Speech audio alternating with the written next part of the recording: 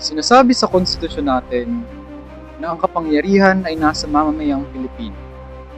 Pero ang tanong, daman niyo ba na kayong may kontrol? In theory, we are a people-powered democracy, pero in reality, choices are being shaped and limited by structural forces. This transition from people power to control power is a major underdevelopment problem in our country.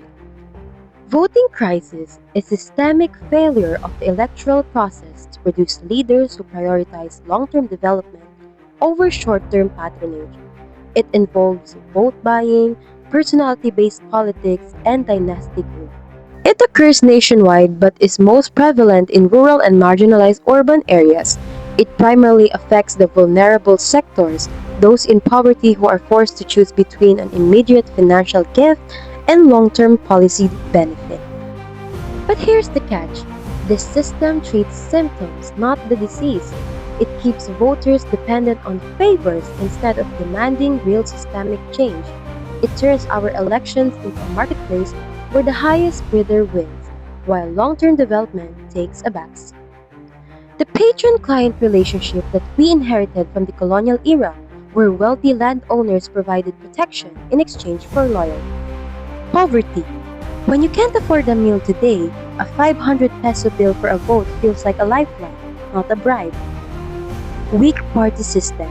In the Philippines, politicians often switch parties, political butterflies, because parties are built around personalities, not platforms. Education gap. A lack of critical media literacy makes voters more susceptible to disinformation and bullet-style campaign tactics. It isn't just about who we vote for, it's about when we are allowed to vote. Take the barangay and sangguniang kabataan elections. It was recently moved from 2025 to November 2026. Legal scholars and the Supreme Court called this as a direct interference with our core democratic principles of suffrage. When we delay elections, we freeze the status quo and deny the youth their chance to lead. The crisis is most visible where the struggle is most real. In Metro Manila, survey shows that over 25% of low-income respondents report being offered money during election season.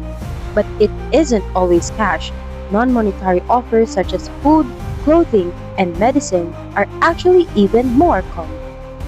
This is where it gets complicated. In rural villages, there is a sobre culture. Many see these envelopes as socially acceptable. Why? Because for some, it's the only time they feel a candidate is fulfilling their obligation to provide tangible support. Scholars found something surprising. Vote buying isn't usually about changing your mind on the spot. It's about transactional loyalty. It's part of that long-term Patreon-client bond we discussed. Research shows that two-thirds of people who accept money or goods actually follow through and vote for that candidate. They aren't selling their vote. They are reinforcing a dependency. The sobre isn't just money. It's a chain that keeps the system exactly where it is. It's easy to think that a single vote doesn't matter or that accepting a favor is a victimless crime. But the impact is a chain reaction that hits our homes every single day. When leadership is bought rather than earned, the first thing to suffer is public service. Weak governance slows down our roads and bridges. Corruption eats away at the funds meant for our hospitals and classrooms. When funds are misused, the people pay the price. Most importantly, citizens lose trust. We start to believe that democracy is a game for the rich, and as a result, our communities remain stuck in a cycle of poverty, held back by policies that were never meant to help us in the first place. You might be asking, why does this matter to me? I'm just a human person. It matters because the leaders we elect today are the ones who decide the future of the next generation. Our future. Every time we stay silent or indifferent, our hard-earned taxes, money that should be used for your scholarship and healthcare, might be wasted. Ignorance keeps power concentrated in the hands of a few, keeping inequality alive. And without change, the gap between the rich and the poor in our country will never close. The voting crisis isn't just a political problem, it's a development problem. And the solution starts with realizing that your vote is worth more than any favor or sobre. It's the key to the future we all deserve. Nagtanong kami sa iba't ibang tao ng iisang tanong. Ano ang mga katangiang hinahanap nila sa isang leader? At tingnan natin ang kanilang mga sagot dito. Ano kayang swerte?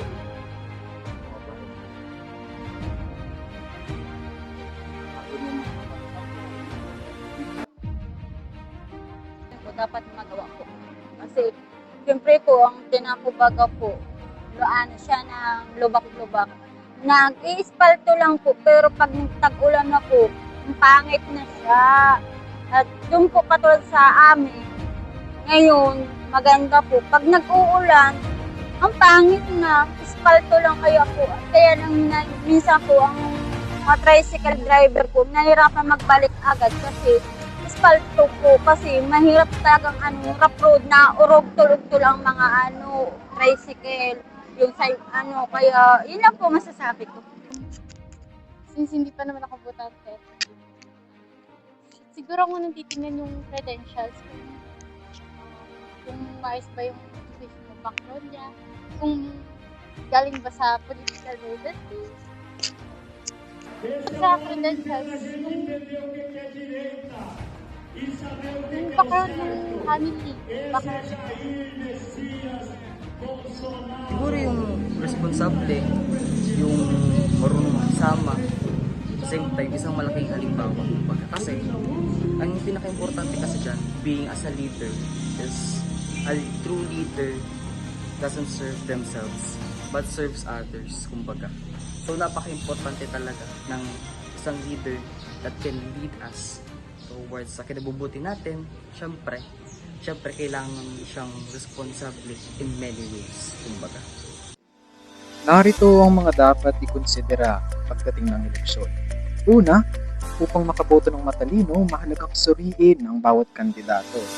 Track record, plataforma, at integridad. Huwag tayong magpapadala sa mga emosyon na patalastas o catchy na jingle. Sa halip, maglaan tayo ng oras na basahin ang kanilang mga nagawa sa nakaraan. Ang isang mahusay na kandidato ay may konkretong plano na kayang ipaliwanag kung saan kukuha ng pondo at paano isasagawa ang mga proyekto, hindi puro pangako lamang. Pangalawa, labanan ang maling impormasyon o mga fake news. Sa panahon ng social media, mabilis kumalat ang mga kasinungalingan. Ang solusyon dito ay ang pagiging mapanuri o pag-verify. Ugaling maghanap ng cross-reference o ebidensya mula sa mga likhit ng pahayagan, dokumento ng gobyerno at mga kredibleng organisasyon bago maniwala o mag-share ng balita tungkol sa isang kandidato. Pangatlo, pagharap sa pagbili ng boto o vote buying. Ang kahirapan ay madalas ginagamit ng kandidato upang bumili ng boto. Ang pangmatagalang solusyon ay ang malawakang edukasyon sa mga botante. Dapat nating itanim sa ating isipan na ang maliit na halagang ibinibigay tuwing eleksyon ay kapalit ng bilyong-bilyong pondo na dapat sana ay napupunta sa maayos na ospital, paaralan at kalsada. Ang tunay na kapangyarihan ay nasa balota, hindi sa sobre. Pangapat, huwag bumoto dahil sa pangalan, political dynasty. Madalas tayong bumoto base sa pamilyar na pangalan. Ang solusyon ay ang pagbibigay ng pagkakataon sa mga bagong mukha na may malinis na layunin at sapat na kakayahan. Suriin ang kandidato base sa kanyang sariling merito at hindi dahil lamang sa siya ay anak o kamag-anak ng isang dating politiko. At ang huli, pag-iwas sa emosyonal na pagpapasya. Minsan, bumoboto tayo dahil sa awa o dahil mabait ang isang tao. Upang maging mas objektibo, mainam na gumawa ng sariling listahan o checklist. Ilista ang mga kwalifikasyon na hinahanap mo, gaya ng antas sa edukasyon, karanasan sa pamumuno at paninindigan sa mga isyong panglipunan. At tingnan kung sino sa mga kandidato ang tunay na nakapasa sa iyong pamantayan. Ang kaunlaran ay hindi nagsisimula sa pagbibigay ng ayuda tuwing eleksyon. Ito ay nagsisimula sa botong hindi kayang bilhin, sa boses na hindi kayang patahimikin.